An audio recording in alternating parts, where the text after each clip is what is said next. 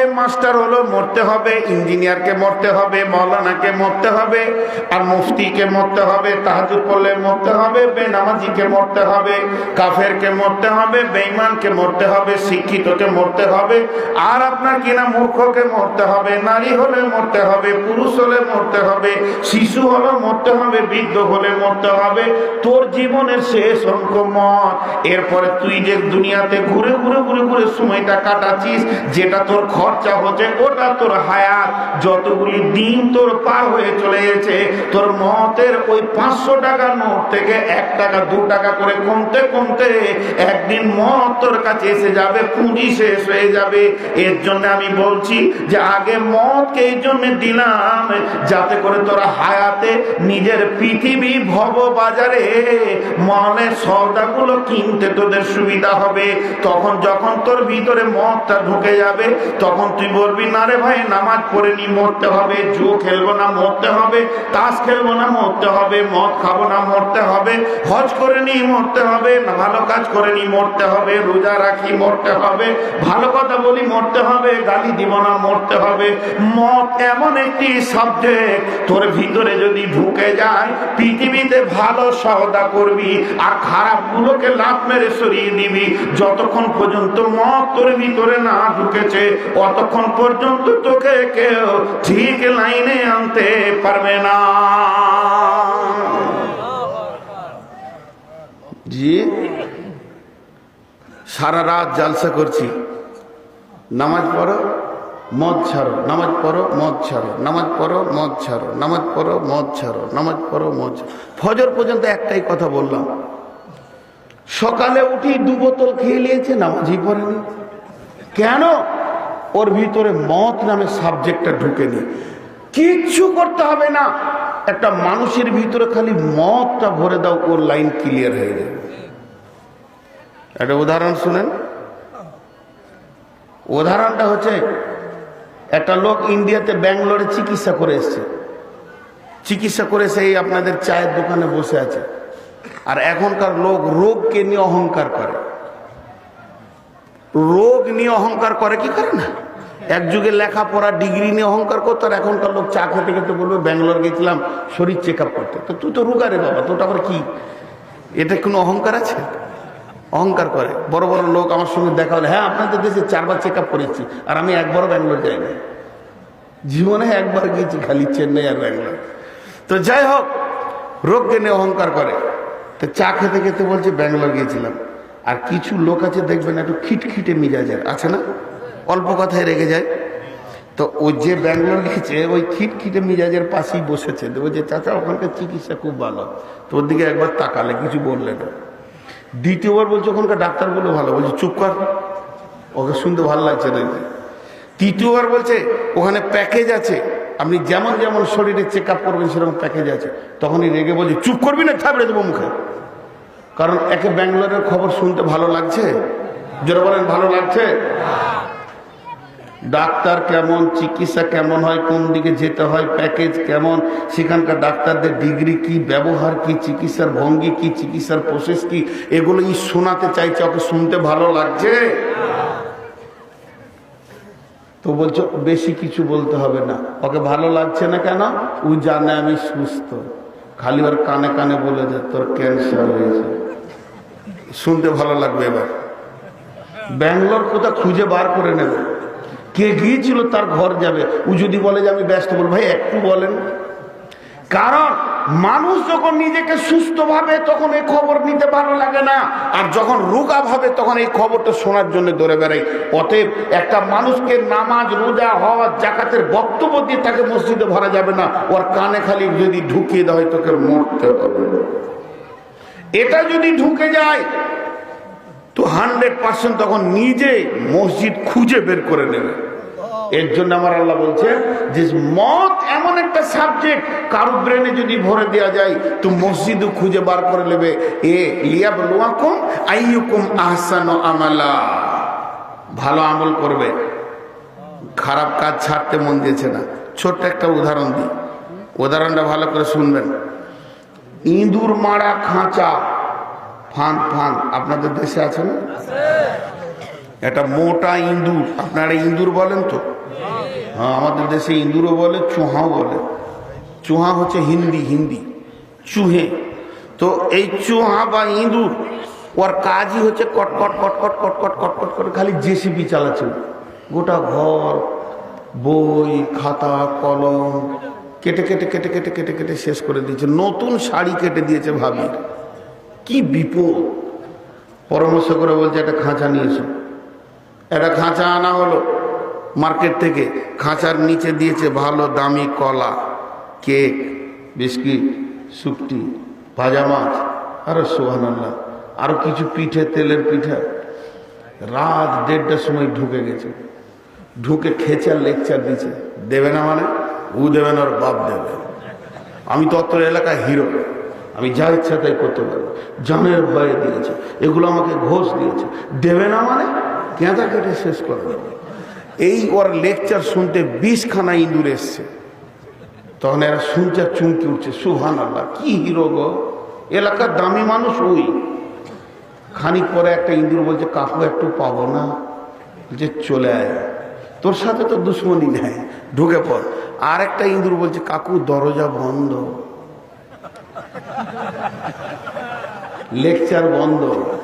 চুপ করে দাঁড়িয়ে গেছে। এখানে একটা কেক লেগে আছে। একটা ইঁদুর বলছে, কাকু কেকটা খান।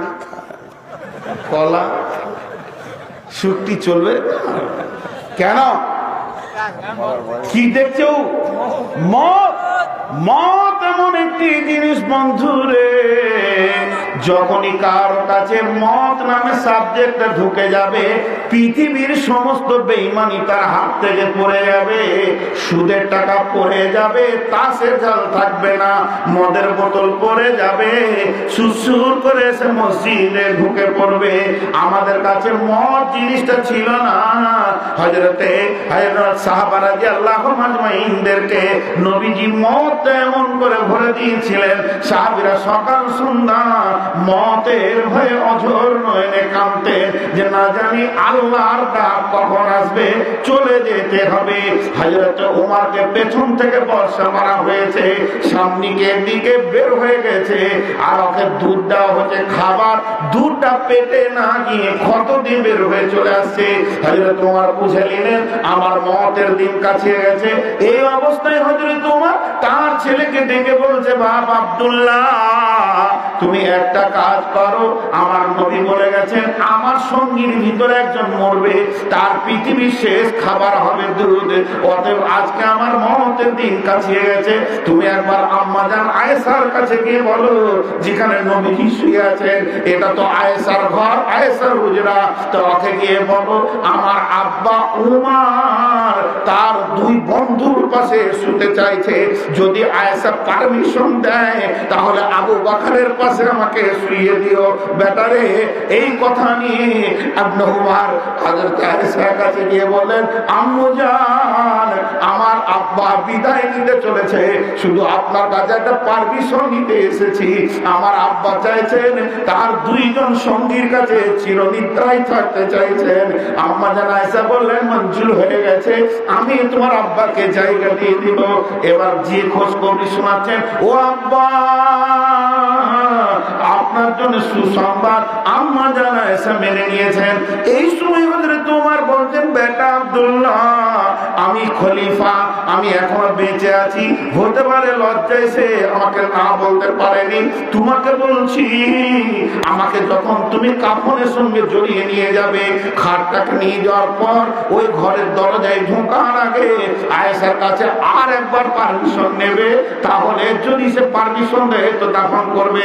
এই অবস্থায় আব্দুল্লাহ নিচে বসে গেলেন, আর মাথাটাকে নিয়ে এই জায়গায় বাপের মাথাটা জানুর উপরে রেখেছে। হযরত ওমর বলছে, বেটা রে, মাথাটা তোমার জায়গাতে রাখিও না, ও বেটা এই মাথাটা মাটিতে খানি ঘিসটাতে দাও, যদি তোমার আব্বাকে তোমার আল্লাহ মাফ করে। তাদের কি অনুশোচনা ছিল মওতের ব্যাপারে। আব্দুল্লাহ বলছেন, ইবনে উমর, উমরের বেটা, যে আব্বা আপনি এত ভয় করছেন কেন? মওতকে ভয় লাগছে? আপনি না রাদিয়াল্লাহু তাআলা আনহু, আপনি রাসূলের সাহাবী, আপনি দ্বিতীয় খলিফা, আপনার জন্য নবীজি বলেছেন লাউ কানা বাদি নবিয়ান কানা লাহু উমর, আমার পরে যদি কেউ নবী হতো তো উমর হতো। এইরকম মানুষ আপনি ভয় খাচ্ছেন কেন? হযরত উমর বলছে, বেটা আল্লাহর কসম আমি মওতকে ভয় খাইনি, মওতের পরে আমার আল্লাহ কি করবেন এই নিয়ে ভয় খাচ্ছি। জি ভাই, আমাদের সে অনুশোচনা নাই। যদি মদ সাবজেক্ট আমাদের মাথায় ঢুকে যায়, ওকে বলতে হবে না মসজিদ ঢোক আর মদের বোতল ছাড়, ছেড়ে দেবে। আমাদের কাছে মত নাই, আমরা লম্বা হায়াত নিয়েছি, পৃথিবী ধ্বংস হবে কিন্তু আমার মত হবে না। এইসব হায়াত নিয়ে আমরা বসে আছি। জি, মত একটা কঠিন সাবজেক্ট। আমরা মতকে নিয়ে এত গবেষণা করিনি না। আমার আল্লাহ বলছেন যে রে পৃথিবীর মানুষ শুনে রে, তোরা প্রতিনিয়তে যে খরচাটা চালিয়ে যাচ্ছি সেটা হায়াত। আপনাদের দেশে মুসলিমেরা জন্মদিন পালন করে? নাউজুবিল্লাহ, আস্তাগফিরুল্লাহ। আমাদের দেশে যতগুলি মুসলিম আছে হিন্দু বাদ দিয়ে, মুসলিমদের ভিতরে আমার মনে হয় হাজারে একটা যদি করে তো করে, হাজারে। আপনাদের বাংলাদেশে যতগুলো দিবস আছে ভারতবর্ষে অতগুলো পুজো নেই। এদেরকে যদি পায়খানা দিবস দেওয়া হয় তাও পালন করবে। হ্যাঁ, খালি দিবস দিয়ে বলছে যে জন্ম দিবস পালন করছে। কিছু উল্টো, জন্ম দিবস কি পালন করবি? দিবস স্মরণ করতে তো রসুল বলেছেন মওতের দিনকে, মওতকে স্মরণ কর। জন্মটা কি তোমার সুসংবাদ? প্রতিটা একটা সূর্য ডুবে গেল, তোমার জীবনের একটা দিন মাইনাস হলো, একটা সূর্য উঠলো মানে তুমি কবরে একদিন আগিয়ে গেলে। কতটা কি মালমেট রেস করেছে এটা দেখো। দিবস পেরেশান। কখন ক্লাস 3-তে পড়েছে প্রাইমারিতে 62টা ছেলে, এখন 28টা নাতিপুতা হয়ে গেছে, বলছে এখন আবার এক জায়গায় করে একটা পিকনিক স্পট করবো। সেই বুড়া গলা এদের খালি কি যে শয়তান কুতু কুতু লাগিয়ে রেখে দিয়েছে, কুতু কুতু লাগিয়ে রেখেছে শয়তান। সারা বছর একটা না একটা পার্টি, একটা না একটা পার্টি, একটা না একটা পার্টি। মওতকে খেয়াল আসবে, আখিরাতকে খেয়াল আসবে, মসজিদে বসে কাঁদবে, এ সময় নাই। খালি এই পার্টি করে উঠবে, ওই পার্টি করতে হবে, তার কাগজ ছাপো, তার দাওয়াত দাও, তাই এই করো, এই করে করে করে করে করে করে চক্রান্তের মধ্যে রেখে দিয়েছে। আমরা ছোটতে পড়েছিলাম সুকুমার রায়ের লেখা কাতুকুতু বুড়োর কাছে যেও না খবরদার। সেই কাতুকুতু হয়ে গেছে এরা, যত বুড়াচ্ছে তত যৌবনের জোয়ার উঠছে।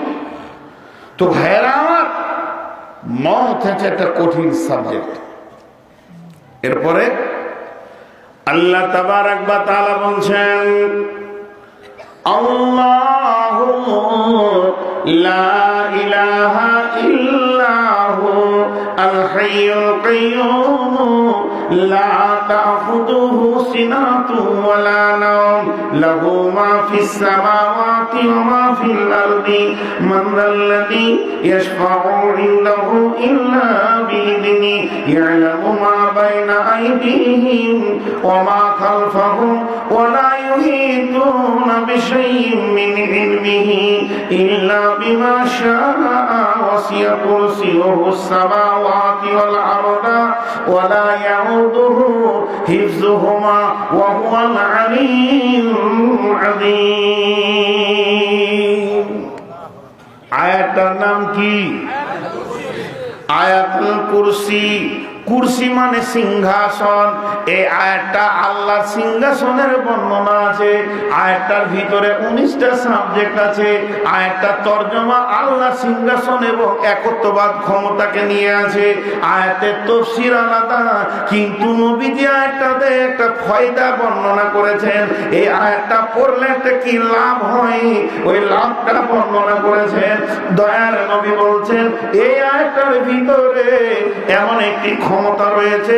কেউ যদি দিনে 5 বার পড়ে কিংবা 7 বার পড়ে, 5 বার বলতে প্রত্যেক ফরজ নামাজের পর সুন্নতের আগে, প্রত্যেকটি ফরজ নামাজের পর সুন্নতের আগে 7 বার বলতে সকাল সন্ধ্যাকে জুড়েলেন, তাহলে 7 বার কিংবা 5 বার যদি তেলাওয়াত করে, বিশ্ব নবী বলছেন এই লোকটি আল্লাহর একদম কাছাকাছি লোক, আল্লাহর মহব্বতের মানুষ।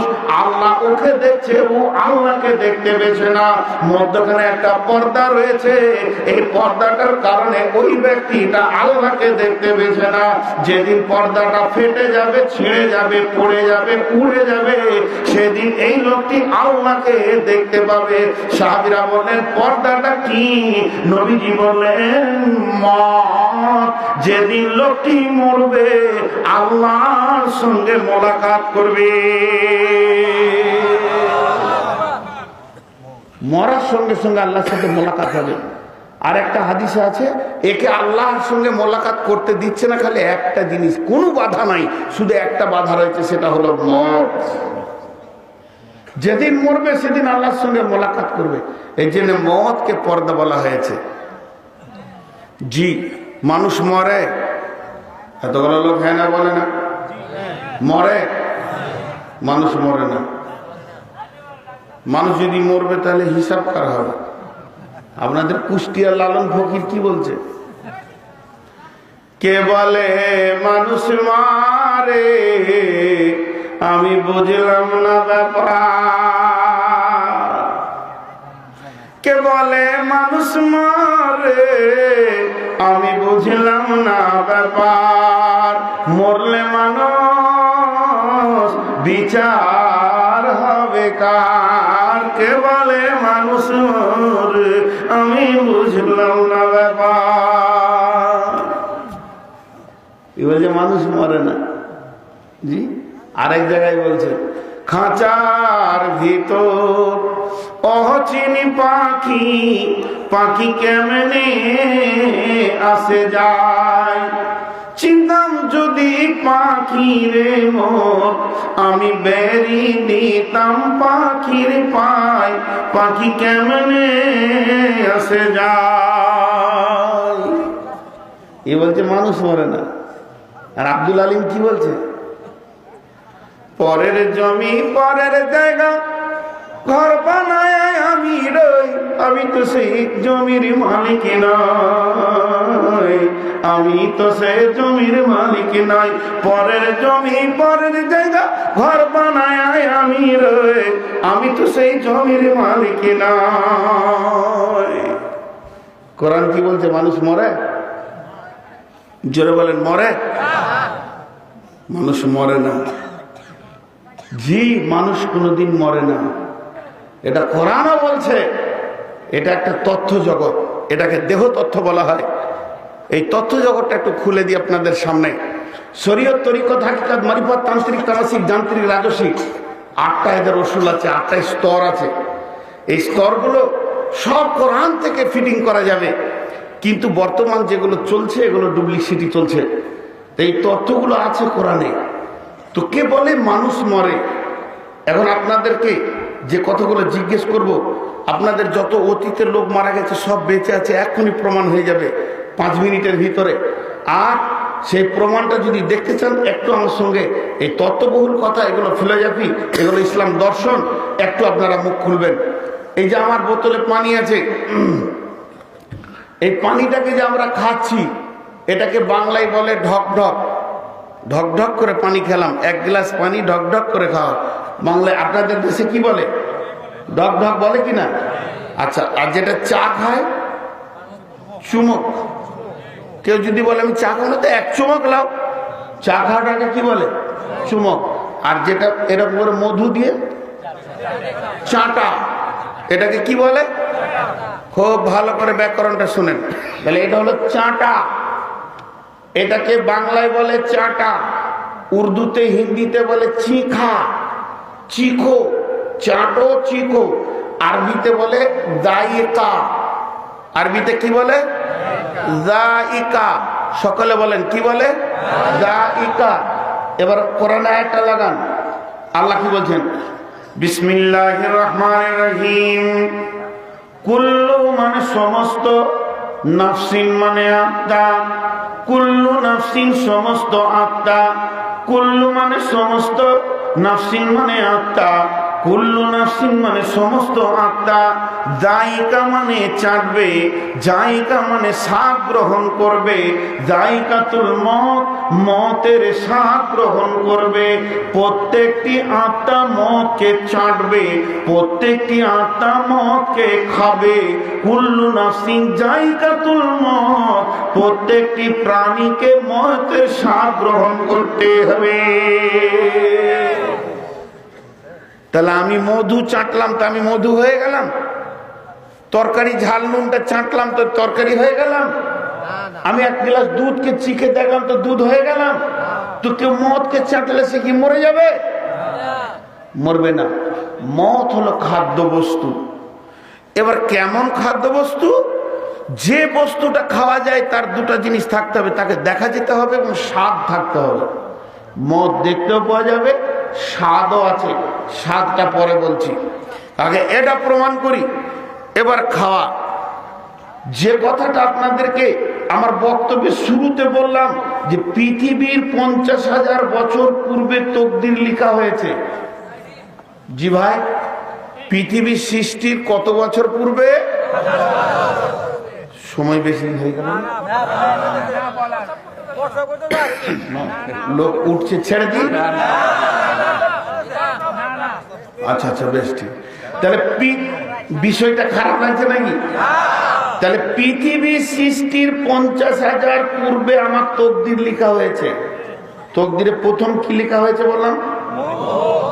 কোন টাইম ওটাকে চাটবো, এবার খাদ্য বস্তু হিসেবে নেন, কোন টাইম ওটা চাটবো সেটা লেখা হয়েছে। উল্টো দিকে কেউ গুনতে পারবেন?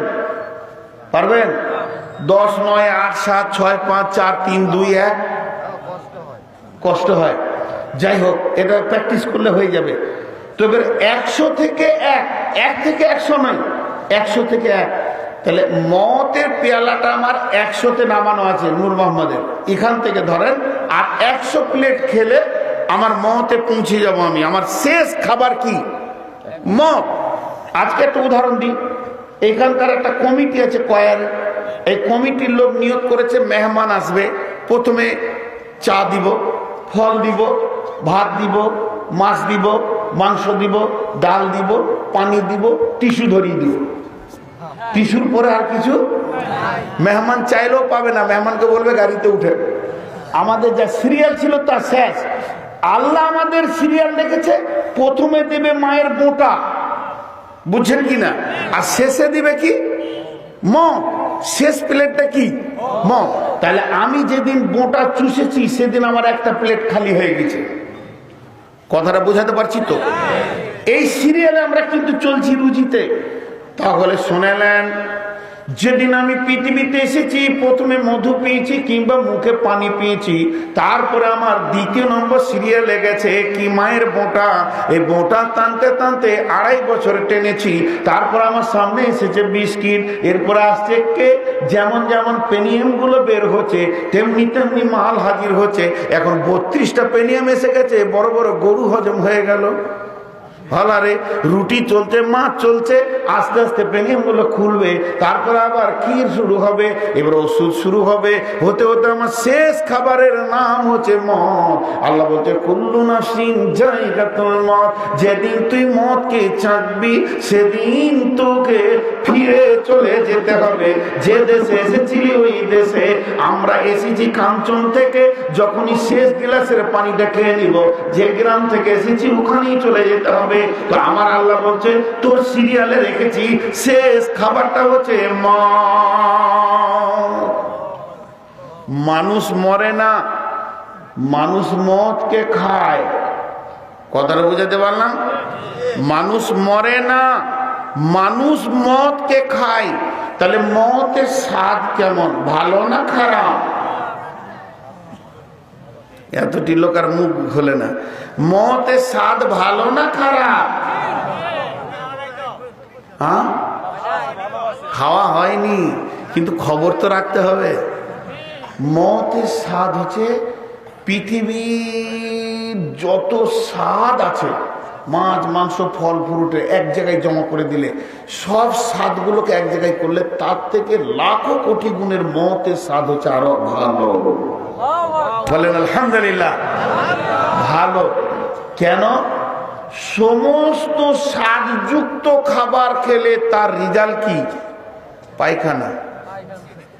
যত দামি মাল খান তার রেজাল্ট কি? আর কথা বলে না তো উনি লোক। হ্যাঁ, আমাদের কলকাতায় এক দার্শনিক বলছে, কিসের অহংকার করছিস রে বাপ, তুই যা খাস তা পায়খানা বানাস, তুই পায়খানার ফ্যাক্টরি। বমি করলে লোক তোর কাছে থাকবে না, নিচে নামলে লোক তোর কাছ থেকে পালাবে। এসেছিস তো পৃথিবীতে 2 বার পেচ্ছাবের রাস্তা দিয়ে, এই তো তোর অহংকার, কি দেখাবি তুই? দার্শনিকদের মুখে লম্বা কথা থাকে। তো এ হলো পায়খানা। পৃথিবীর যত খাবার আছে সব খাবারের সারাংশ কি? পায়খানা। কিন্তু মদ এত মধুর খাবার, এত স্বাদযুক্ত খাবার, যে মদ খায়, মদ খেলে পরে তার সার কি? তার শেষ খবর হচ্ছে আল্লাহর সঙ্গে মোলাকাত। এর থেকে মধুর খাবার পৃথিবীতে কিছুই হতে পারে না। সাহাবীরা মদ কিনে ভয় করেনি। কেন? ওরা জানতো যে আল্লাহর সঙ্গে মোলাকাত করব। তাছাড়া হযরত আব্দুল্লাহ জুলবাদে রসুলকে কি বলছেন? ইয়া রাসূলুল্লাহ, এই গরিব সাহাবাটাকে মুতার যুদ্ধের জন্য কবুল করলেন, আর দোয়া করে দেন যেন আর ফিরে না আসতে হয়। আমি আল্লাহর মোলাকাত খুব তাড়াতাড়ি পেতে চাইছি। এভাবে অনেক সাহাবীর কথা আছে, তারা নিজেরা চেয়েছেন রসুলের কাছে। অতএব এই মতের মতো ভালো। কিন্তু একটা উদাহরণ দিব। উদাহরণটা কি? আপনার বাড়ির জমির ধান, বাড়ির গাছের নারকেল, বাড়ির গাভীর দুধ আর বাড়ির খেজুরের গাছের রস দিয়ে সুন্দর করে মা পায়েস বানিয়েছেন। আল্লাহু আকবার। কোনো ভেজাল নাই, নির্ভেজাল মা। এক হাঁড়ি, 3 ছেলে খেতে বসেছে। 1 প্লেট 2 প্লেট খাওয়ার পর বলছে মা নাই, বলছে আরো খাও বাবু। একদম পেট ভরে খেয়েছে। বড় ছেলে খায় না, 28 দিন জ্বরে পড়ে আছে, আর শুকিয়ে গেছে, মুখে স্বাদ নাই। জোর করে তুলে 1 চামচ মুখে ভরে দিয়েছে। তেতো পায়েসটা, তেতো বলেন, পায়েসটা তেতো? পায়েস তেতো লয়। তার শরীরে এতটা পরিমাণে জ্বর, তার শরীরটা এতটা পরিমাণে নিষ্পিষণ, তার শরীরের উপরে এতটা পরিমাণের জ্বরের আক্রমণ চলছে, এত মধুর জিনিস তাকে তেতো লাগছে। অতএব বন্ধুরে, মত হলো মধুর মতো মিষ্টি স্বাদের জিনিস, কিন্তু যার শরীরে অত্যাধিক পাপ আছে তাকে ওই মধু কি তেতো লাগবে? পাপের কারণে তেতো লাগবে। জি, মদ এমন একটা জিনিস। তাহলে মদ হলো খাদ্যবস্তু। এবার মানুষ মরে না, সেটা প্রমাণ করে নেন। আপনারা এই কাগজটার মধ্যে পেয়েছেন শেখ নূর মোহাম্মদ বর্ধমানী শেখ। বর্ধমান আমার জেলা, ওই জন্য বর্ধমানী।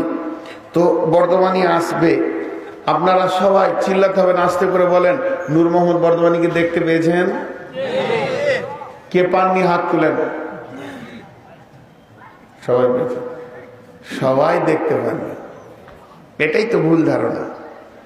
যেটা দেখছেন সেটা নূর মোহাম্মদের দেহ। নূর মোহাম্মদকে দেখার ক্ষমতা নেই। দেহ আর আত্মা আলাদা। আত্মাটা নূর মোহাম্মদ, দেহটা নূর মোহাম্মদ নয়। কথা বোঝাতে পারলাম? বলেন, রফিকুলের বোতল, রফিকুলের কলম, রফিকুলের মোবাইল, রফিকুলের চশমা এক জায়গায় করে দিলে এটা নাম রফিকুল না? এটা অন্য কেউ আছে? যারা বলেন অন্য কেউ আছে না, এটাই রফিকুল। রফিকুল অন্য কেউ আছে। আমাকে পিস করেন। নূর মোহাম্মদের হাত, নূর মোহাম্মদের পেট, নূর মোহাম্মদের মাথা, নূর মোহাম্মদের পা, নূর মোহাম্মদের পিঠ, পিস করে করে করে করে করে করে যখন আমাকে রাখা হবে, প্রত্যেকটি খণ্ডে আপনি নূর মোহাম্মদ নামটা নেবেন। তাহলে নূর মোহাম্মদ নামে মালিকটাকে, এখনই যদি গাড়ি অ্যাক্সিডেন্ট হয়ে যায়, আমরা যদি 4 জন মারা যায়, তো আপনি বলবেন নূর মোহাম্মদের লাশটা আগে নিয়েই গোসল করাবো। তাহলে নূর মোহাম্মদ আর নূর মোহাম্মদের লাশ এই দুটি আলাদা জিনিস। বন্ধুরা আমার, এটা মানব নয়, মানব দেহ। মানব যেটা সেটা আত্মা।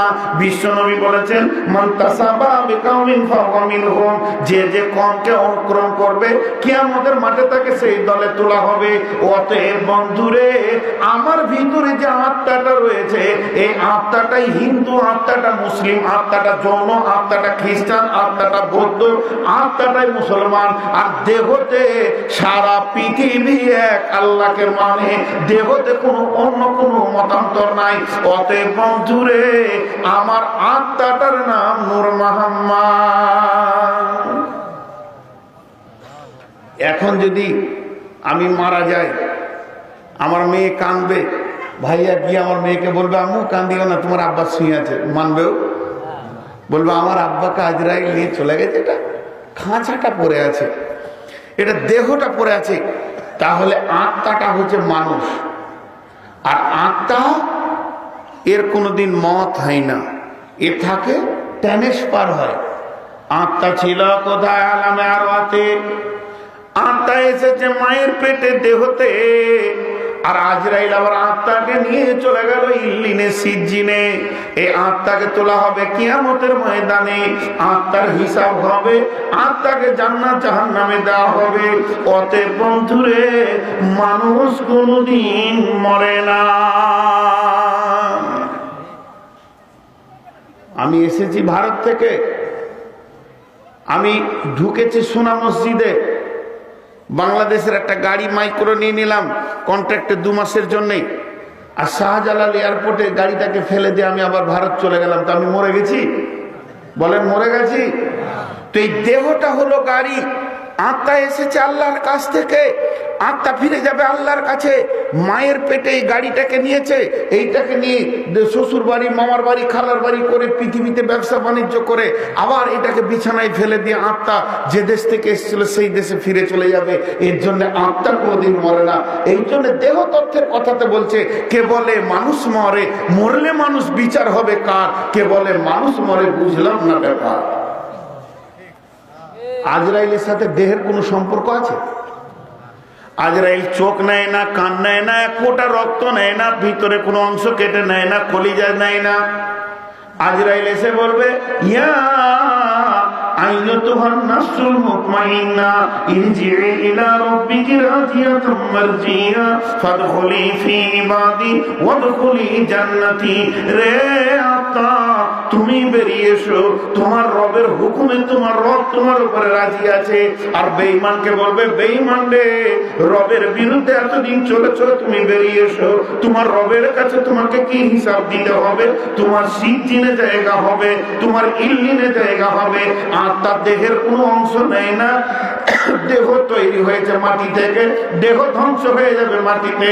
আত্মা এসেছে আল্লাহর কাছ থেকে, আত্মাকে ফিরে যেতে হবে আল্লাহর কাছে। আর আল্লাহ পাঠিয়েছেন আত্মাকে, আত্মাকে দেখে নেবেন আল্লাহ, হিসাব দিতে হবে আত্মাকে, দেহকে নয়। এর জন্য এক শ্রেণীর লোক বলছে মানুষ মরে না। মানুষ মরবে কেন? তাকে তো হিসাব দিতে হবে আল্লাহর কাছে, গিয়ে সে জীবনের সব হিসাব দেবে। জি ভাই, আমরা ভাবছি হয়তো কবরে গিয়ে দেখছি সব মরে গেল, চলে গেল, পচে গেল। জি না, যেটা বাঁধার তাকে বেঁধে নাই, এটা তো মাটির তৈরি খাঁচা, মাটিতেই নষ্ট হয়ে যায়। এটা তো শেষ হয়ে যাবে, ধ্বংসশীল। দেহ ধ্বংসশীল, আত্মা ধ্বংসশীল নয়। আত্মা ট্রান্সফার হয়, এখানে ছিল ওখানে চলে গেল। জি, ট্রান্সফার হলো। আল্লাহর কাছে কাল কয়টা? আমাদের কাল কয়টা? অতীত, বর্তমান, ভবিষ্যৎ। কাল কয়টা হলো? আর আল্লাহর কাছে একটা, বর্তমান। আল্লাহর অতীত ভবিষ্যৎ নেই। কেন? একটা উদাহরণ দিই, এখানে প্রাইমারি স্কুল চলছে, প্রাইমারি স্কুলে 5টা ক্লাস, 3-4 জন মাস্টার কোনো কাজে গেছেন, হেডমাস্টার একা এসছে, ছেলেগুলো সামালতে পারছে না। ক্লাস 5-এর একটা ছেলেকে বললো, মিজানুর তুমি ক্লাস 1-এর ছেলেগুলোকে একটু গল্প করে সময়টা কাটিয়ে দাও তো বাবু। বুঝছেন, মাস্টার বসে আছেন রোদে লাঠি নিয়ে, সবগুলোকে ধুমকে ঠিক রেখেছে। এখন মিজানুরের আব্বা এদিকে কোনো কাজে যাচ্ছিল, তো ছেলেটাকে দেখা করতে গেল, ক্লাস 5-এ ঢুকে ছেলেগুলোকে জিজ্ঞেস করছে, কই রে আমার বেটা মিজানুর কই? বলে সে নাই, অনেকক্ষণ চলে গেছে। ওর আব্বা তো মাথা খারাপ, ছেলে বাড়িতে নাই, স্কুল থেকে গেল কোথায়? হেডমাস্টারকে জিজ্ঞেস করছে আমার ছেলে কই? বলে সে আছে। ছিল 5-এর নামে, আমি রেখেছি ওকে 1-এর নামে, আমার চোখের সামনে আছে। ওদের কাছে গায়েব, কিন্তু আমার কাছে হাজির। ওদের কাছে অনুপস্থিত, আমার কাছে উপস্থিত। এখন যদি আপনার বাড়িতে গিয়ে বলে আপনার দাদু আব্বা মা কই? বলে তারা চলে গেছে। আল্লাহকে যদি জিজ্ঞেস করি বলবো আছে, ছিল দুনিয়াতে, রেখেছি আখেরাতে, ট্রান্সফার দিয়েছি। এগুলো আমার কাছে সব বর্তমান। আপনার মা বাপ, আমার মা বাপ, দাদু আদম থেকে নিয়ে যতগুলি লোক সব আল্লাহর চোখের সামনে আছে, আছে না নাই? আখেরাতের ট্রান্সফারের জায়গায় ঠিক জায়গায় আল্লাহ রেখে দিয়েছেন সাজিয়ে। আমরা আছি পৃথিবীতে, আমাদের পরে যারা আসবে তারাও আল্লাহর কাছে বর্তমান আছে, আছে না নাই? এর জন্য আত্মার কোনোদিন মত। অনেকক্ষণ থেকে তো বকলাম, তো একবার খালি একটা জিনিস দেখতে চাই। একজন উঠে দাঁড়ান তো বলেন যে আমি মরবো না। কার সাহস আছে দেখি? হ্যাঁ, 100 বছর আগে এখানে ছিলাম, এখানে হাত তুলেন তো কে 100 বছর আগে ছিলাম? 100 বছর পর থাকবো তো? যখন এসছিলাম তখন মাল নিয়ে এসছিলাম, যেদিন যাবো লুটে নিয়ে চলে যাব? ছিলাম না, থাকবো না, আনিনি, নিয়েও এর নাম ধোঁকা। এবার আমার আল্লাহ কি বলছেন? বিসমিল্লাহির রহমানির রহিম। কুল ইন্নাকুম ইয়া আইয়ুহাল্লাযীনা হাদু ইন জাআলতুম আন্নাকুম আউলিয়াউ লিল্লাহি মিন দুনিন নাসি ফাতামান্নাউল মাউতা ইন কুনতুম সাদিকিন ওয়ালা ইয়াতামান্নাউনাহু আবাদান বিমা কদ্দামাত আইদিহিম ওয়াল্লাহু আলীমুম বিয-যালিমিন। কুল ইন্নাল মাউতাল্লাযী তাফিরুনা মিনহু ফাইন্নাহু মুলাকীকুম সুম্মা তুরাদ্দুনা ইলা আলিমিল গায়বি ওয়াশ-শাহাদাতি ফায়ুনাব্বিউকুম বিমা কুনতুম তা'মালুন। এই আয়াত 3টে তাফসীর শুনে যান, যতই কষ্ট হোক। ইহুদিরা নবীজিকে কি বলছে জানেন? ওরা তো নবীর নামে দরুদ পড়বে না, তো আমরা পড়বো। ওরা বলছে এই মুহাম্মদ সাল্লাল্লাহু আলাইহি সাল্লাম, আপনারা সাল্লাল্লাহু আলাইহি সাল্লাম বললেন না? নবীজিকে বলছে এই মুহাম্মদ, ছোট করে বলছে তুই আল্লাহর দুশমন, আমরা আল্লাহর বন্ধু। দেখেন দাবি, দেখেন কত উল্টো। তুই আল্লাহর দুশমন, আমরা আল্লাহর বন্ধু। অনেক লোক আছে বলে না, চোর হতে পারি বংশ ভালো, চোর হতে পারি বংশ ভালো। দাবিতে 16 আনা, চরিত্র নাই। জি, পাশে গায়ের গন্ধতে বসা যেছে না, নাম রেখেছে আতর আলী, করার কিছুই নেই। তো ঠিক ওই রকম ধরনের বলছে এই মুহাম্মদ তুই আল্লাহর দুশমন, আমরা আল্লাহর বন্ধু। এই কথাটা যখনই বললেন আয়াত নাজিল হয়ে গেল। আল্লাহ বললেন তার নবীকে, কুল, হে নবী তুমি বলে দাও ওই ইহুদির দলকে, ইয়া আইয়ুহাল্লাযীনা হাদু, হে ইহুদি ইহুদির দল, ইন জানতুম আন্নাকুম আউলিয়া লিল্লাহি মিন দুনিন নাসি, তোদের যদি ধারণা থাকে রে তোরা মানুষকে বাদ দিয়ে আল্লাহর বন্ধু, তাহলে একটা কাজ কর, ফাতামান্নাউল মাউতা, আল্লাহর কাছে মত নামে একটা গাড়ি আছে, চেনে অতি চড়ে নিয়ে আল্লাহর কাছে চলে যা। ফাতামান্নাউল মাউতা ইন কুনতুম সাদিকিন, তোরা যদি সত্যবাদী হস তা মতকে চেনে চলে যা। মত চাওয়া যায়? জোরে বলেন। বলবেন না? মত চাওয়া যায়, মত চাওয়া যায়। কিছু জিনিস আমাদের ভুল ধারণা আছে, যেমন মাল দান করা যায়, জান দান করা যায়, করা যায়। সাহাবীরা করেননি জিহাদের ময়দানে, রাসূলুল্লাহ আমাকে তলোয়ার দেন, আমার জন্য দোয়া করেন যেন আমি শহীদ হয়ে যাই। তো মাল যেমন দান করা যায়, জানও দান করা যায়, তেমনি মত চাওয়া যায়, মত চাওয়া যায়। ঠিক মাগরিবের 5 মিনিট আগে খেলে হারাম রমজান মাসে, আর 5 মিনিট পরে খেলে হালাল। ঠিক আক্ষেপ করে দুঃখ করে মত চাওয়াটা হারাম, স্বেচ্ছায় আনন্দে মত চাওয়াটা হালাল। জি চাইনি? হযরত ওমর দোয়া করতেন, আল্লাহুম্মা শাহাদাতি ফি সাবিলি ওয়া জাআলা ফিল বালাদি রাসূলি, এ আল্লাহ তুমি আমাকে শহীদের মত দাও আর তোমার রাসূলের শহরে দাও। হযরত ইমাম বুখারী আলাইহি রাহমা ফজরের নামাজে তাহাজ্জুদে উঠে কেঁদে কেঁদে দোয়া করলেন, ও মাবুদ এই পৃথিবীটা বেঈমানদের জন্য প্রশস্ত হয়ে গেছে আর ঈমানদারদের জন্য সংকীর্ণ হয়ে গেছে। মাবুদ গো, তোমার গোলাম আর পৃথিবীতে থাকতে চাইছে না, তোমার গোলাম চাইছে তোমার কাছে চলে যাব। ওই রাত্রিতে ফজরের নামাজের পর তিনি পৃথিবী থেকে বিদায় নিয়ে নিলেন। অনেক সাহাবী কাঁদতেন, হে আল্লাহ তুমি আমাকে শহীদের মত দাও। অতএব মতকে 2 ধরন করে চাওয়া যায়। মত চাওয়া যায়, এটা তো আল্লাহর হাতে রয়েছে, মতের মালিক আল্লাহ, হায়াতের মালিক আল্লাহ। অতএব আল্লাহর কাছে যত বস্তু আছে সব চাওয়া যাবে, তেমনি মতকেও চাওয়া যাবে। আর আল্লাহ এখানে কোরআনে বলছে, ওয়ালা ইয়াতামান্নাউনাহু আবাদা, মতকে তামান্না করবে না, মতকে চাইবে না কে? ইহুদির দল, বেঈমানের দল, যারা পাপ করেছে এরা কোনদিন মতকে চাইবে না। আর যদি তুমি সত্যবাদী হও তাহলে মতকে চেয়ে নাও। আপনি বলতেই পারেন তাহাজ্জুদে উঠে, আল্লাহ আমাকে আর পৃথিবী ভালো লাগছে না, এই আল্লাহ এই জায়গায় আমার থাকতে মন চাইছে না, আমার মন চাইছে আমি আপনার কাছে চলে যাই, আপনার পাশাপাশি থাকি, আপনার কাছে আমি চলে যাই, আপনার সালেহীন বান্দাদের কাছে চলে যাই। এইভাবে মত চাওয়া যাবে। আবার মতের ক্যাটালগও চাওয়ানো যায়। যেমন আমার একজন ওস্তাদ ছিলেন, তিনি কোরআনের হাফেজ ছিলেন, রাতে তাহাজ্জুদে কাঁদতেন, বলতেন, আল্লাহ আমাকে মত তুমি বিছানাতে হসপিটালে দিও না, আমাকে মত দিও তুমি মসজিদে দিও, আর ফজরের সালাতে দিও, ফরজ সালাতে দিও, সাজদার হালাতে দিও, আমার মাথাটা যখন তোমার পায়ের কাছে থাকবে ওই হালাতে তুমি আমাকে মত দিও।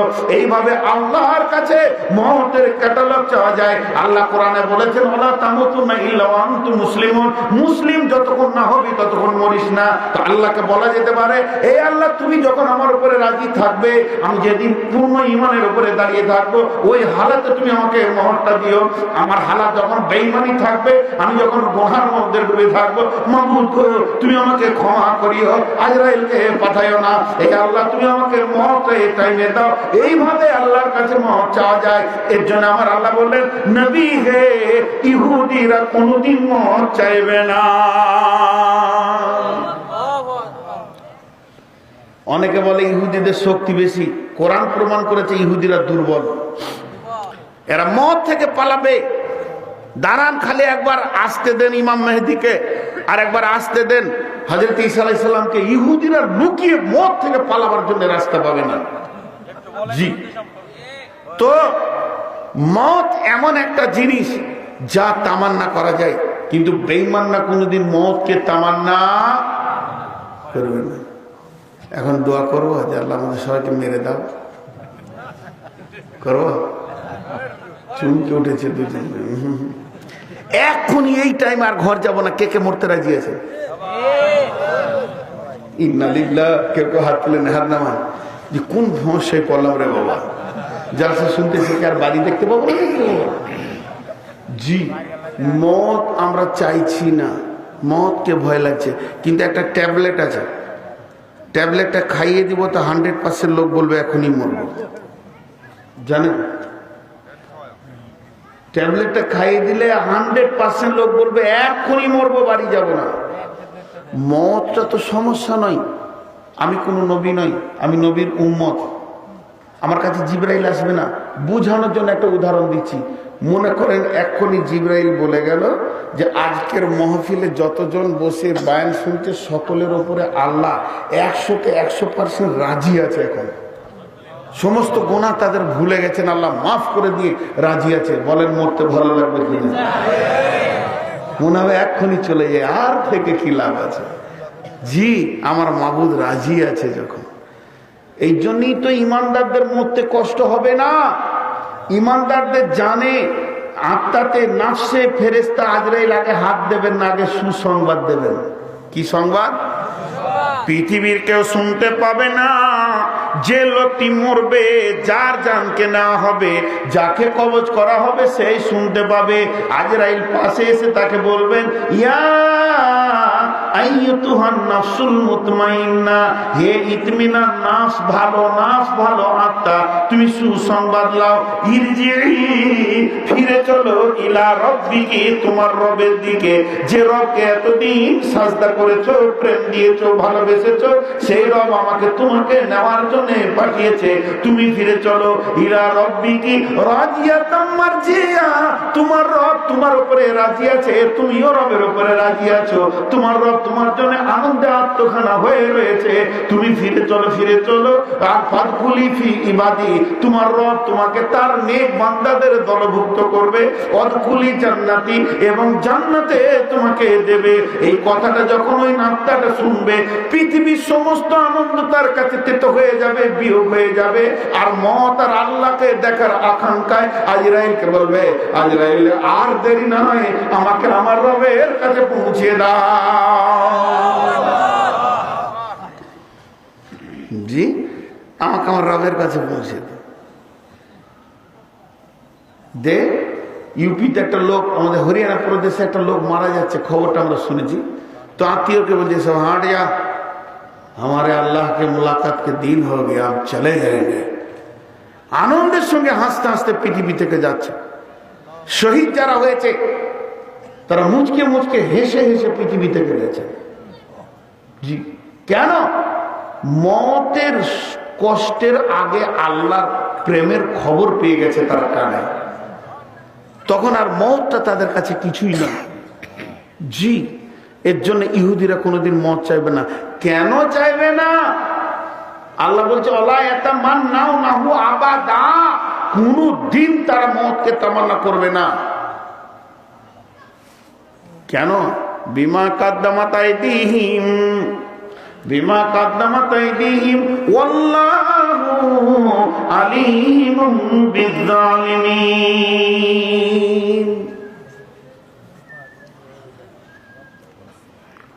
একটা লোক সকালবেলায় ঢাকা যাচ্ছেন, আপনার এই কয়ারের লোক, বিরাট ধনী মানুষ, গাড়ি নিয়ে ঢাকা যাচ্ছে। তোর বাড়িতে একটা কাজের ছেলে থাকে, ছোট ছেলে, তোকে মামা বলে কথা বলে। মামা কোথায় যাচ্ছেন? ওই ঢাকা চলো। মামা আমি ঢাকা দেখবো। ও মানে ঢাকা দেখেনি কোনোদিন, তো কর মনের আকাঙ্ক্ষা ঢাকা দেখবো। চল, তুই যখন যাওয়ার সকালে গাড়িতে চড়িয়ে নিলে, কিন্তু কথা পুটপুট পুটপুট করার কথা বলতে পারে না। ছেলে গরিবের ছেলে, কিন্তু কথার খুব পেঁচ আছে। লেখাপড়া করেনি, মূর্খ সূর্খ ছেলে, কাজের ছেলে, কাজ করে বাড়িতে রাখাল। তা রাস্তায় যেতে যেতে বলছে, মামা এটা কি? বলছে, এটা শহীদ মিনার। এটা কি? বাইতুল মুকাররম। এটা কি? এটা সংসদ। এটা কি? এটা কি? এটা কি? এটা কি? খালি প্রশ্ন। বলছে, চুপ করবে বাবা, এত বকিস। বলে, না, এসেছি ঢাকাটা ভালো করেই দেখবো। খানিক পরে দেখছে একটা হাতির উপরে লোককে ফুল দিয়ে সাজিয়ে নিয়ে আসছে, আর পেছনে ঢোল বাজাচ্ছে, আর সব রং মারছে, ফুল ছড়াচ্ছে। আর যে লোকটা ফুলের মাঝে বসে সে আবার অঝোর নয়নে কাঁদছে। তখন এই রাখাল প্রশ্ন করছে, মামা ওইটা কি? উফ, কঠিন ব্যাপার। ওইটা হচ্ছে আমাদের দেশের প্রধানমন্ত্রী।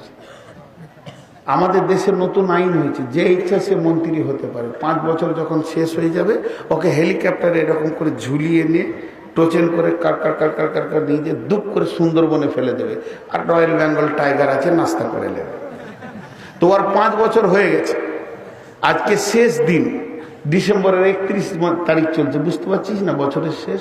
তোকে গোটা ঢাকাটা ঘুরিয়ে ঢোল বাজিয়ে দেখাচ্ছে যে দেখেলে জীবনের শেষ, কারণ তোকে তুলে নিয়ে যে আজকে ফেলা হবে। আর ওদিকে বাঘেরা সব তেল দিয়ে মুছে বসে আছে, আজকে নাস্তা আসছে। তো এখনই কাঁদছে, মরবে। আর এরা হাসছে কেন? যে নতুন প্রধানমন্ত্রী আসবে। এটাই চলছে এখানে, এই ঘটনা। তখন ওই রাখাল বলছে, মামা আমি প্রধানমন্ত্রী হব? বলছে এই দৃশ্য দেখার পরেও তো সব যেচে প্রধানমন্ত্রী হব। না হব, আমার নামটা দিয়ে দেন নমিনেশনে, কেউ তো যেছে না, তা আমাকেই দেন। বলছে তুই পারবি? বলে হ্যাঁ, প্রধানমন্ত্রী হব। রাখাল হলো, কখনো কখনো বুদ্ধি ভালো হয় না? একজন বলেছে, বাদশাহ যে আমাকে যে নতুন কথা শোনাবে একদম, যেটা আমি জীবনে জানি না, তাকে 10 লাখ টাকা দিব রাজভান্ডার থেকে। কত বড় বড় পণ্ডিত এসে বলছে, স্যার শুনেছেন আমের চাষ করেছে তো সব আঙ্গুর হয়ে গিয়েছে। বলছে হ্যাঁ হতেই পারে, জানি, সব শুনেছি। কেউ বলছে তাল গাছে কাঁঠাল ধরেছে, বলে ওটাও জানি, আমার কাছে না জানা কিছু নেই। রাজার বিবি বেগম বলছে, বাদশাহ যদি কেউ নতুন কথা শোনায় তো টাকা দেবে। তো বলছে মেয়ে মানুষ, এই জন্যই তো বলে তোদের বুদ্ধি কম। আমি জানি না বলবো, তবে তো টাকা লাগবে। যে যা বলবে আমি শেষে বলবো জানি, এতে নিয়ত করেই বসেছি আমি। এখন এই রাখাল বলছে, রাজা মশাই আমি একটা নতুন কথা শোনাবো। বলে কত? হাতি গেল রসার তল আর মশা বলে কত জল। তুই নতুন কথা শোনাবি মানে? বলে শোনেন তো। বলে বল। বলে আপনার আব্বার সঙ্গে আমার আব্বার দোস্তি ছিল। বলে ওটা তো আমি জানি। বলে কথাটা শেষ করতে দেন। আপনার আব্বার সঙ্গে আমার আব্বার দোস্তি ছিল, লেনদেনও ছিল। আপনার আব্বার কাছে আমার আব্বা 12 লক্ষ টাকা পায়। খালি জানি বল। জানি বলবি তো 12 দিবি, জানি না বলবি তো 10 দিবি। একবারে কাবু। বাদশা চুপ। কোন জায়গায় পড়লাম? কোন নতুন কথা শোনালি রে তুই? আমার আব্বার কাছে তোর বাপ 12 লাখ টাকা পায়। বলে হ্যাঁ পায়। আপনি বলেন জানি না, 10 লাখ দিয়ে দেন, চলে যায়। আর জানি বলবেন তো 12 লাখ দেবেন। তো রাখাল হলো, বুদ্ধি ভালো হয়। এখন এর নামটা নমিনেশনে দেওয়া হয়েছে, আর প্রধানমন্ত্রী হয়ে গেল আমাদের এই 1 জানুয়ারি 2020-তে। 2025-এ 24-এ জানুয়ারি ডিসেম্বরের 31 তারিখ ওকে সুন্দরবনে ফেলে দেওয়া হবে। সমস্ত ফাইলে লেখে হেলিকপ্টারে করে, কোন হেলিকপ্টারে যাবে, কে নিয়ে যাবে, কটার সময় তাকে হাতি করে ঘোরানো হবে, কোন জঙ্গলে ফেলা হবে, কতটা অ্যাঙ্গেল থেকে ফেলা হবে, সব কিছু লিখে দেওয়া হবে। প্রধানমন্ত্রী হয়ে গেল। প্রধানমন্ত্রী হই 2-4 দিন বেশ ভালো ভালো করে খাওয়া দাওয়া করে এবার আইন শুরু করলো। গোটা বাংলাদেশে যত আর্মি, যত র্যাব, যত পুলিশ, যত কনস্টেবল, যত যা কিছু আছে সব সুন্দরবনে চলে যাও, বাঘ মারো। বুঝছেন কি না? বাস করছে বাংলাদেশে, চিন্তা করছে সুন্দরবনে, সব বাঘ মেরে দিল। পরের বছর ওটাকে পার্ক বানালো। তারপরের বছরে ভালো ভালো ফ্যামিলিকে পার করে দিল, কলেজ ভার্সিটি করে নিল, এয়ারপোর্ট টেয়ারপোর্ট করে বাস ট্রেন সব পৌঁছে দিল। বাংলাদেশ উজাড়, এধারে আর কিছু নাই, সব ওইদিকে চলে যাচ্ছে। এবার বলেন যাওয়ার দিন হাসবে না কাঁদবে? জোরে বলেন, যাওয়ার দিন কাঁদবে না হাসবে? তাই আমার আল্লাহ বলছেন, ইহুদির দল এরা হাতের কামাই করে পৃথিবীতে শেষ করেছে। হে মুসলিম, তুমি পৃথিবীতে 5 বছরের বাদশা, ওখানকার চিন্তা করো না। যতদিন বেঁচে থাকবে আমি রুজি দেওয়ার কথা বলেছি। পৃথিবী থেকে যারা আখিরাতকে বানিয়ে রাখবে, মসজিদ মাদ্রাসায় দিয়ে রাখবে, লাখ লাখ টাকা দিয়ে রাখবে, হাজার হাজার টাকা দিয়ে রাখবে, মসজিদ বানাবে, মাদ্রাসা বানাবে, নামাজ রোজাকে পাঠিয়ে রাখবে, হজ যাকাতকে পাঠিয়ে রাখবে, ওই লোক কোনদিন মতের দিন কামবে না। সে জানে আমি এই জগতের বাদশা ছিলাম, ওই জগতের বাদশা। আমার অনেকগুলি মাল আল্লাহর ব্যাংকে জমা রয়েছে। সোনালী ব্যাংকে যদি 1 কোটি আছে, তো আল্লাহর ব্যাংকে 20 কোটি রয়েছে। অতএব আমি চলে যাওয়ার পরও বাদশা থাকবো। তাই আমার আল্লাহ বলছেন, ওয়ালা ইয়াতামান্নাউনাহু আবাদা বিমা কাদ্দামাত আইদিহিম ওয়াল্লাহু আলিমুম বিয-যালিমিন। এরা কোনোদিন মত চাইবে না, এদের হাতের কামাই ভালো নয়, এরা হলো জালিম বেঈমান, এদেরকে আমার আল্লাহ ভালো করে জানে। মত চাইবে কে? যে পৃথিবী থেকে আখিরাতকে তৈরি করে রাখতে পেরেছে। তার জন্য কি মত দুঃসংবাদ না সুসংবাদ? এতগুলো মাল পাঠিয়ে রেখেছি, এবার ব্যবহার করব, সে তো আনন্দের চিন্তে মতকে চাইবে। মত আসলে তো তার আনন্দ হবে। জি, আপনাদের এখানে রেল স্টেশনের নাম কি? পুবাইল। এখানে সুপার ট্রেন দাঁড়ায়? নসিব খারাপ। সুপার ট্রেন কোথায় দাঁড়ায়? এয়ারপোর্ট, টুঙ্গি এয়ারপোর্টে ধরলাম। ধরেন আপনার চিটাগাং যাওয়ার ট্রেনটাতে রিজার্ভেশন করা আছে, সিট একদম সব। ওখানে লেখা আছে বেলা 8টায় ট্রেনটা ঢুকবে, চিটাগাং যাবে, টিকিটে লেখা আছে। আপনি 7:30টায় দাঁড়িয়ে আছেন, আপনার বেডিং সমস্ত রেডি, ছেলে আপনাকে রাখতে গিয়েছে মাইক্রো করে, ছেড়ে আসবে ওখানে। আপনি চিন্তা করছেন যে কোনো জিনিস নিতে বাকি নেই তো? বলেন না।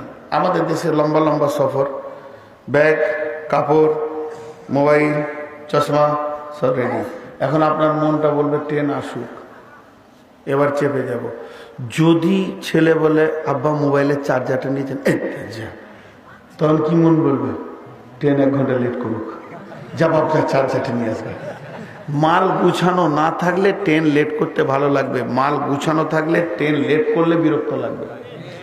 সাহাবীরা আখিরাতের মাল গুছিয়ে রেখেছিলেন, এর জন্য মওত ওদের আসলে ভালো লাগতো। আমাদের আখিরাতের মাল গুছানো নাই, এর জন্য মওত আসলে বিরক্ত লাগছে। আখিরাতের মাল গুছিয়ে তৈরি হয়ে থাকতে হবে। যে আমার আল্লাহ বলছে, হে নবী তুমি বলে দাও কুল ইন্নাল মাউতাল্লাযী তাফিরুনা মিনহু ফাইন্নাহু মুলাকীকুম সুম্মা তুরাদ্দুনা ইলা আলিমিল গায়বি ওয়াশ শাহাদাতি ফায়ুনাব্বিউকুম বিমা কুনতুম তা'মালুন।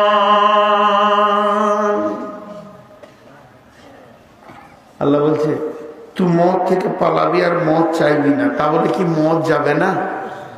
যেটা বলেন, আমার কথাটা বুঝে উত্তর দেবেন, খুব সুন্দর ভাষাতে উত্তর দেবেন, চিল্লাবেন না। আমার সময় বুঝে আসুক চাই না আসুক, সে আসবে। এই কথা সবাই বলবেন। জি, আমার কাজ গুছানো হোক চাই না হোক, সে একদিন। আমার ছেলে মেয়ের বিয়ে হোক চাই না হোক, সে একদিন। আমার মন চাই না চাক, সে একদিন। কারো অপেক্ষা। আল্লাহ কয়েকটা চ্যালেঞ্জ দিয়েছেন, আমি মারব, তুই কোথা মরবি বেআই আর জিন তামত, সেই জায়গাটাও ঠিক করে রেখেছি, কোথা মারবো। লা ইস্তাখিরুনা সাআতাও ওয়া লা ইস্তাকদিমুন, 1 সেকেন্ড আগে পিছে হবে না। বিশ্ব যদি একদিকে হয়ে যায়, ওই টাইমেই মারবো।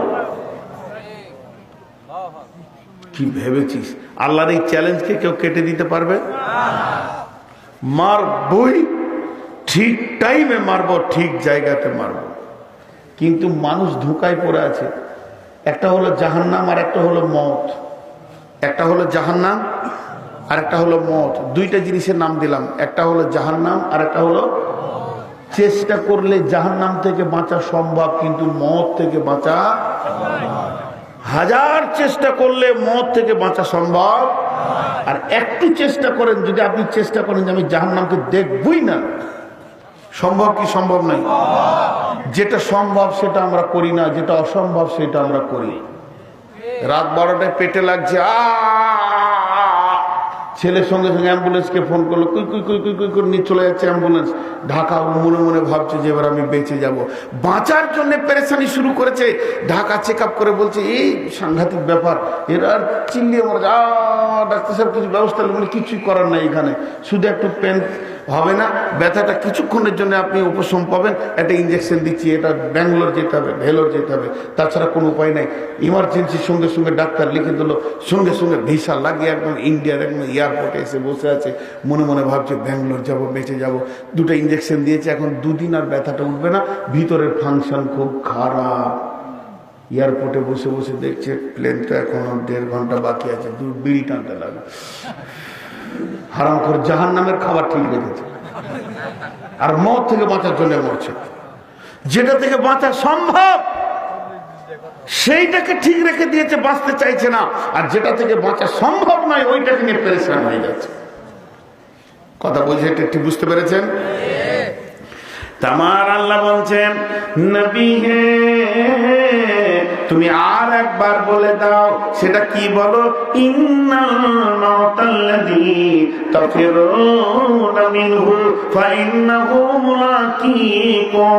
তোমরা মত থেকে যতই দূরে পালাবে পালাও না কেন, আর যত দূর যাবে যাও না কেন, মত একদিন তোমাকে মোলাকাত করে নিবে। তুমি মতকে ভুলে যাবে, কিন্তু মত তোমাকে ভুলেনি।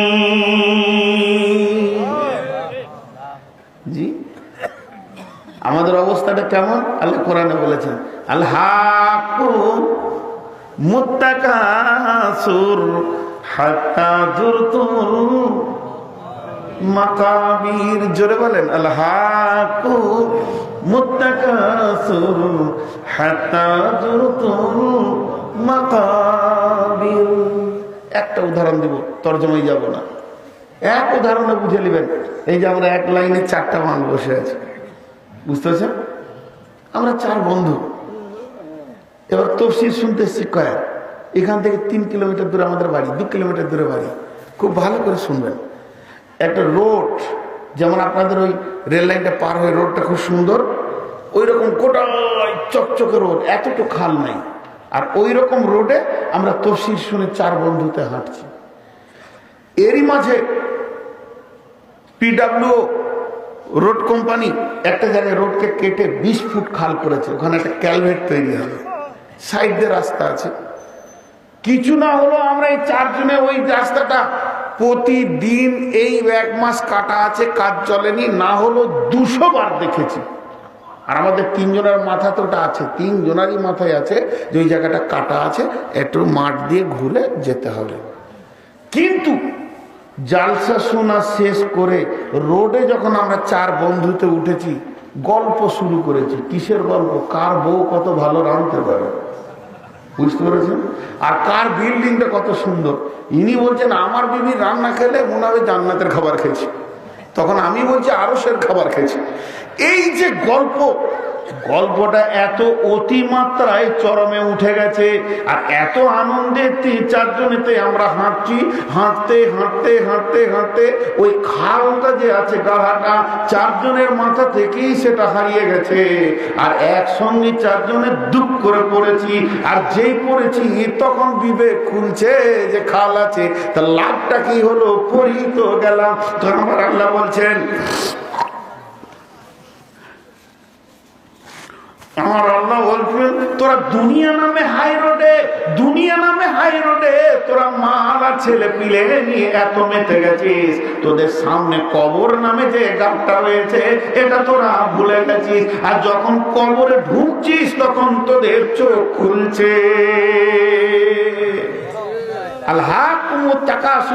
মালের প্রাচুর্য তোদেরকে পাগল করে রেখেছে। হাত্তা যুরতুমুল,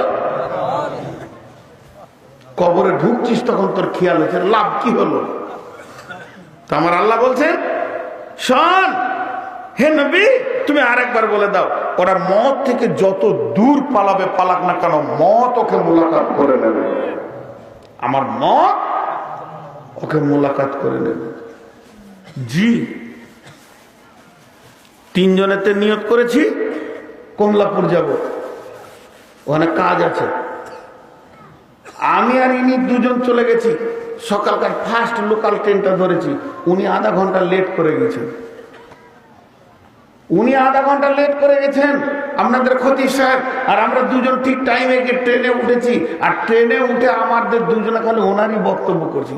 জীবনে সোজা হলো না, ওই রকমই চলন, লেট ছাড়া হাঁটে না। এই বলতে বলতে বলতে বলতে ট্রেনে গেছি আমরা। ট্রেনটা উঠে যখন টুঙ্গি পার হয়ে আপনার কিনা এয়ারপোর্ট পার হবে, এরকম জায়গায় লোকালটা দাঁড়িয়ে আছে। কপাল ভালো ছিল, চিটাগাং এক্সপ্রেসটাই সেখানে দাঁড়িয়ে গেছে, সিগন্যাল পাই।